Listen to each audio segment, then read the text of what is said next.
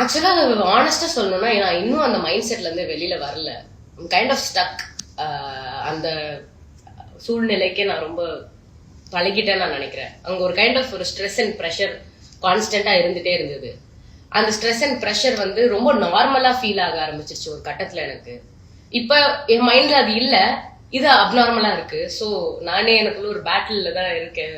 Just trying to come out of Bigg Boss and அதோட அது அது எனக்கு என்னென்ன கொடுக்கறதுக்கு வெயிட் பண்ணிட்டு இருக்குன்றத பார்க்க நானும் ஆவலா இருக்கு. பட் அதுக்கு முன்னாடி I need to be in clear mind நான் நினைச்சேன்.